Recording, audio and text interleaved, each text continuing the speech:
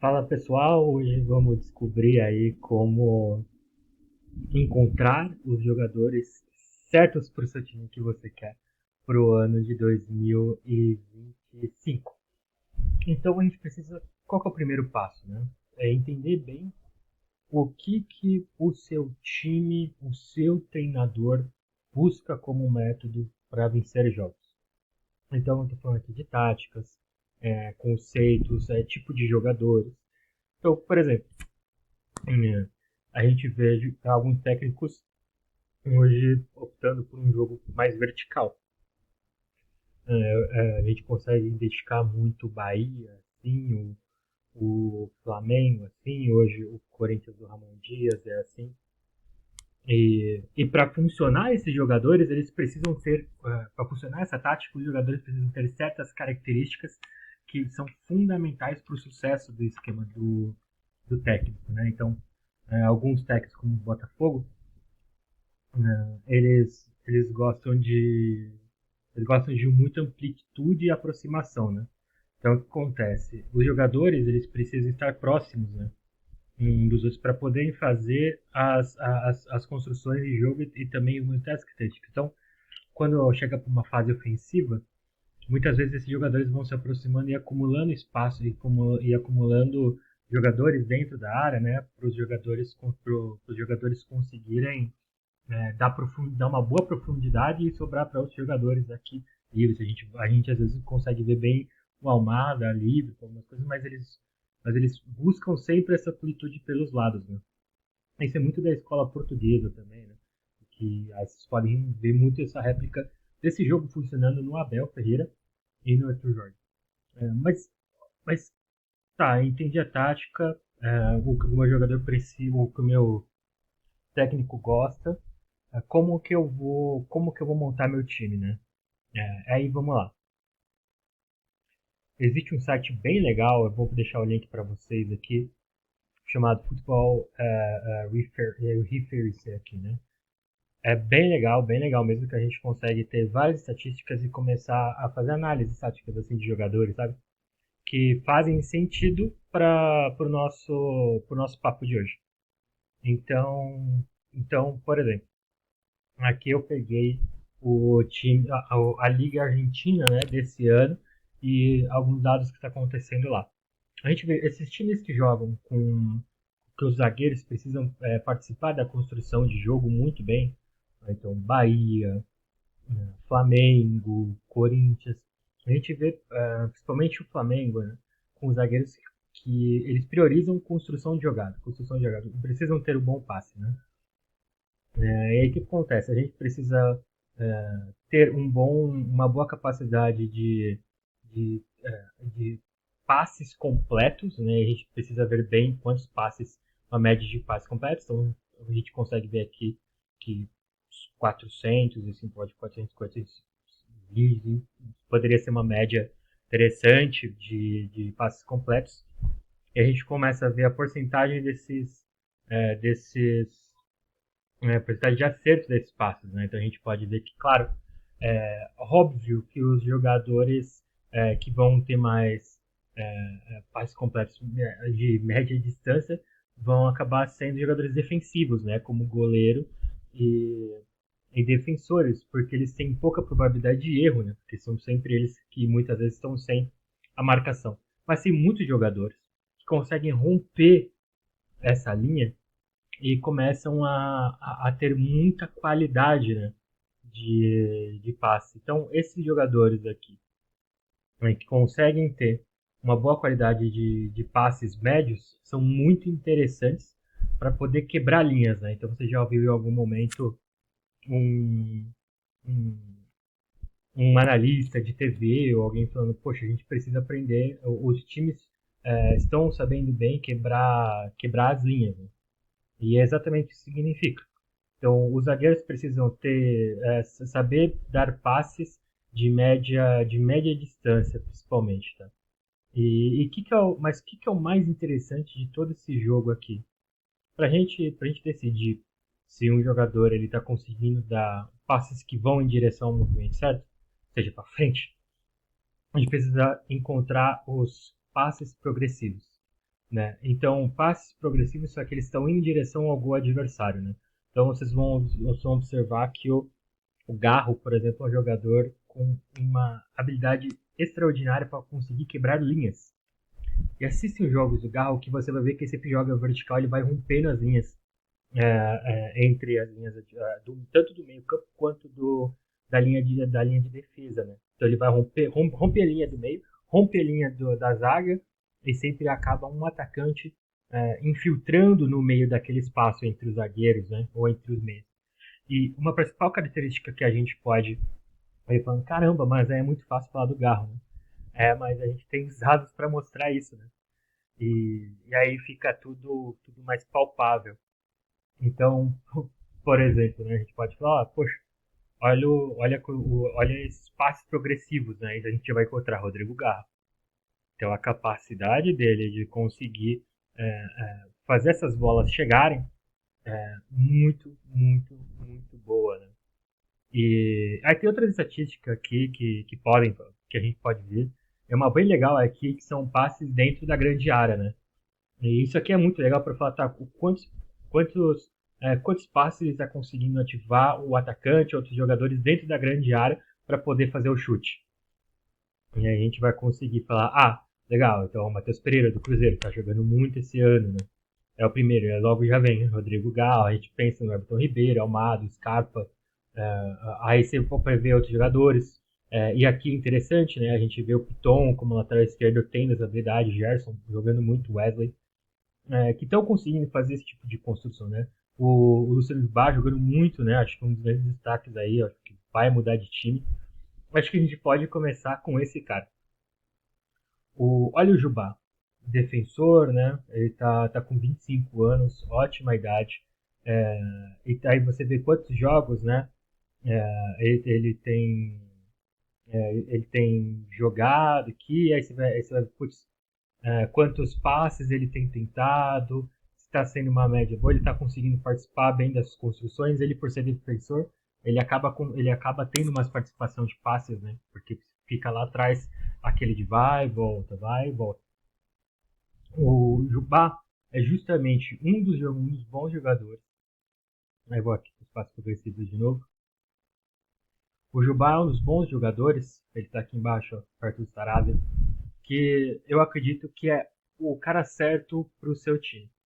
Pelo menos um da sua zaga, seja numa linha de dois, ou seja numa linha de três zagueiros, precisa ter um bom zagueiro de construção para conseguir fazer essa bola poder girar melhor o processo, né, de criação, de transição ofensiva, principalmente em contra-ataques ou na hora de construção de uma jogada, né, que muitos times acabam pressionando todo o meio, e aí os jogadores de armação como Gerson, Garro, esses caras acabam ficando muito bem marcados, e aí os zagueiros que acabam tendo que construir, né? É por isso que o Flamengo prefere esse tipo de jogadores. Então o Jubá é um bom defensor para gente pensar nesse processo, né, de linha de zaga. Aí você fala, poxa, legal, então eu entendi que eu preciso de jogadores do esquema um pouco mais vertical que conseguem dar dinâmica, né, pro meu time que estão indo atrás, que estão indo para frente. Né? Legal, a gente consegue identificar um outro ótimo jogador para conseguir fazer esse tipo de coisa. É o Bruno Gomes, né? É um cara que é ótimo também para a gente conseguir fortalecer esse meio campo, fortalecer esse time. Então, ó, você não percebendo que eu estou falando de jogadores que podem ter aderência ao time e não são tão tão caros, né? Então você fala, putz, seria muito claro, seria muito óbvio eu falar, contrata um Garro, contrata um Matheus Pereira, contrata o Ganso, né?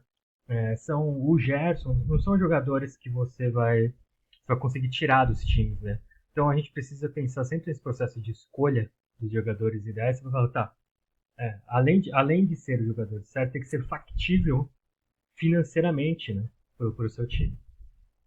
Então aí a gente consegue encontrar os jogadores. Por exemplo, a gente vai fazer outros vídeos pensando em cada time, vai ser bem legal. Mas pensando no São Paulo, por exemplo, é um time que eles gostam de jogar rápido, né? Só que eles estão tendo um problema agora de diversificar jogo, né? Então os times aprenderam a marcar bem em São Paulo, mas o Zubadia ele precisa começar a rodar melhor o time taticamente, achar soluções diferentes, né? Tanto que eu não sou crítico assim, não. Acho que ele tá fazendo um ótimo campeonato, só que ele precisa mudar um pouco sobre o dia. E o que, que eu vejo aqui? O São Paulo, ele tem poucas opções para isso, né?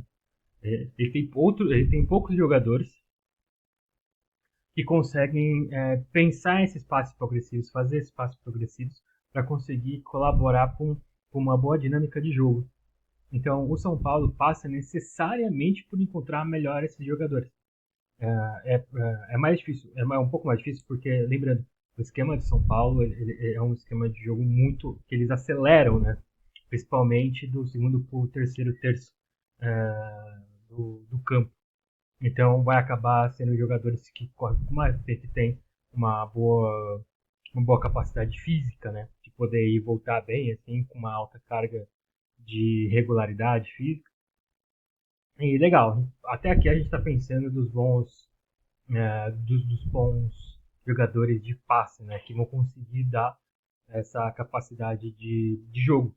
Aí aqui vocês podem vir, chegar e ver como que os jogadores vão conseguir me impactar, se vão conseguir. Bom, por exemplo, o Lucas Evangelista agora, né, que aí que o Bragantino, é um bom nome para conseguir fazer uma contratação, né? Enfim, tem os jogadores, o jogador não seria titular no meu time, mas pode ser um bom reserva.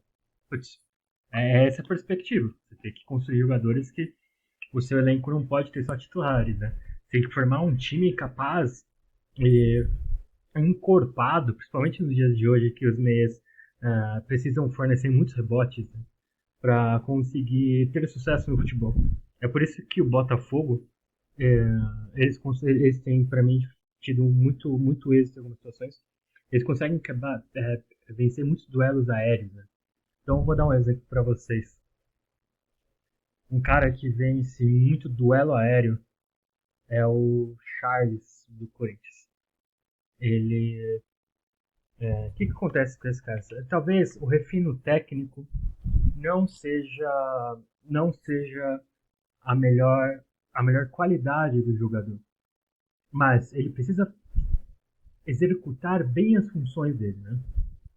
E olha aqui que coisa louca. Como é que tá esse nível do Charles, né? Por que o Corinthians contratou ele, né? É porque ele tem um bom passe para assistência? É porque ele completa bons chutes? É porque ele tem uma boa progressão de passe? Não tem nada disso. O que ele tem? Olha, ele faz ele dá bons tackles aqui, né? Então ele divide muito as bolas para recuperar. Ele dá bons blocos. Ele vence muitos jogos aéreos. Então o que o Corinthians pensou? Olha, eu preciso de um jogador que tem uma capacidade de, de poder fazer com que a bola continue comigo. Então, numa disputa aérea ou num pé de ferro, naquela hora eu preciso ficar com a bola, vencer isso. É uma dificuldade que o Vasco está tendo muito. O Vasco não tem esse tipo de jogador no meio. E está precisando. E esse é o tipo de jogador que faria muita diferença para o Vasco. Eles não estão conseguindo pegar rebote. Mas isso é falha de scout. Essa falta de olhar para o scout, né? Olhar com carinho, porque o Corinthians achou esse cara. Ninguém sabia o time que ele estava jogando, né? E ele veio para poder trazer isso para o Corinthians. E isso que é legal poder fazer um processo de scout. Você conseguir trazer esse tipo de situação. Ele até fala aqui, né? O sistema que o Raniel é um cara muito parecido para conseguir fazer esse tipo de construção. Legal, então eu consegui dar um entendimento aí para a galera, né? Como que funcionaria sendo jogadores, os jogadores que podem dar esse meio de campo para conseguir fazer as boas contratações, né? Legal. Então, uma vez que vocês agora sabem como pensar nesses jogadores, o que ver nesses jogadores, não olhem só isso, olhem a idade, né? Você está numa boa idade, esse é o momento de carreira. Eu gosto muito de ver. Por que eu olho muito para esse passe progressivo, né? Porque eu sei que são jogadores que vão agregar muito para a dinâmica do time. Aí você precisa ver não só isso, mas por exemplo, a gente está vendo o Charles agora, né? Então seria muito fácil construir um time com só jogadores assim, né? Que tem um bom passe progressivo. Eu acabei de mostrar para vocês o exemplo do Charles, que é um jogador, de novo, que ele não precisa ter o refino técnico. Ele precisa executar bem a função em campo dele. A função dele é conseguir recuperar a bola para o Corinthians, é conseguir fazer que num pé de ferro a bola não fique com o adversário, que quando tá num contra-ataque ele consiga dar o bote nos jogadores adversários. Ele não precisa de outras coisas, né? Então aqui, se o seu time precisa, putz, estou precisando de um jogador que dê velocidade no meio, que dê uma dinâmica, mas meu time não tem dinheiro ou tem dinheiro e tá precisando contratar, seja numa capacidade de titular, ou seja um jogador que nesse primeiro momento ele acaba sendo um jogador mais reserva, né? Que os times precisam e precisam muito, tá? Pensar nesses jogadores reservas e até um terceiro time de espelho e tal. Esse é um bom movimento para você pensar esses jogadores que podem dar essa dinâmica para o time, legal? Como a gente acabou falando aqui mais de meias e passes, eu vou gravar um outro vídeo amanhã e a gente vai estar falando sobre zagueiros, e a gente vai fazer um outro falando sobre atacantes. E aí depois um outro sobre goleiros, fechou? Valeu, pessoal. Ah, uma dica. Para você conseguir fazer uma coisa bem legal aqui, por exemplo, vou pegar o Garro. Então eu vou mandar o link ali para todo mundo ver, bem legal. Aí o que ele pede? Para fazer esse chartzinho aqui, ó, é bem legal a gente conseguir ver, né? Então, vem a diferença do Charles e do Garro, né? O como é importante pro Garro ter esses passos progressivos, né? Os passos sentados, olha os chutes aqui do Garro, né? De assistências, bem interessante. O que é importante? Ter essa extensão aqui, ó. Essa extensão é muito importante. Então eu vou deixar o link também disso aqui para vocês, tá? E é bem legal para vocês conseguirem platar. Então, de acordo, então eu posso montar um time pensando nisso, nisso, nisso. O time é construído como um sistema, né? Então ele precisa são vários fatores que vão construindo algo principal. Você não pode ter só Garros e você não pode ter só os Charles.